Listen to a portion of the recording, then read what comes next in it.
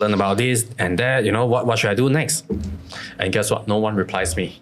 Like all these public figure, celebrity, or whoever they are, So I texted them, So I think if let's say they scroll back, this guy actually texted me. So like no one's replied. So I was thinking like, okay, so I need to get this book, right? So when we have our RMCO or EMCO or something like that, so I managed to go out and I went to the bookstore and I get the Quran.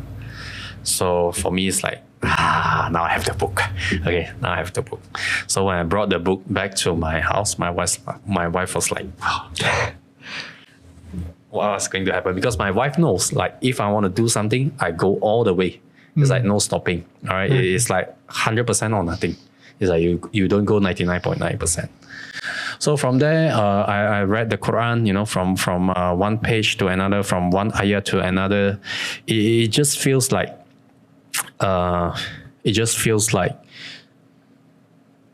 it's communicating to me directly, right? So it's like after one ayah, it's like, okay, what's next? So it took me like a month and a half to read the Quran in English translation. And after I read that, I just feel so bad. Why is it? Other than like having fear, for me, it's like, this is the best book ever. Why is it? It's not on the best-selling part in the bookstore, but it was at the last end corner. You get what I mean? So you guys those people like they're promoting like other books. This is the most important books in the human history. Why is it not displaying at the entrance? Maybe like bestseller. No doubt it's bestseller, right? But it is not. But that's the sad part, I think. So like starting off with the BBC YouTube series, what about the series that made you want to know more about the Prophet? No, because we see from the documentary that this so-called host, the host of the documentary, they have interviewed with not only the Muslim scholar but the biblical scholar, historian, this and that. So they are saying good stuff about him. There's no bad stuff about him, like, ever.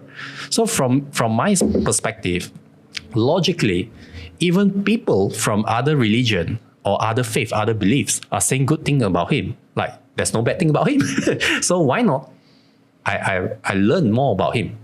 Right, so throughout the documentary, we learned about where he was born, his struggle, his marriage, then how he fought in the war, then his final sermons, stuff like that, a lot. So it's kind of like you learn more than what of course, the Prophet Muhammad Sallallahu Alaihi Wasallam, he spread Islam in 23 years, right? So like you learn an overview of what happened in these 23 years. So like after these 23 years, how is Islam growing, or, the so-called collapse of Islam portrayed by the media about, terrorism, stuff like that. So, yeah. So you just know that whatever the media is saying is not true. It's like... So, like, before reading the Quran and before watching the YouTube series about the Prophet Muhammad ﷺ, what were your perception of Muslims? Who were the Muslims? For me, I don't have like a negative thoughts or stereotype about the Muslim other than it's the religion of the Malays. Simple as that. So like, I think before I bought the Quran, there's one incident actually happened. Like, I asked my Malay friends, right? They were working in a cafe. So I asked like, hey, dude, like I thought Salat is a must, it's a compulsory. How come I never see you guys Salat? They was like, hey, you can't look at this. You can't.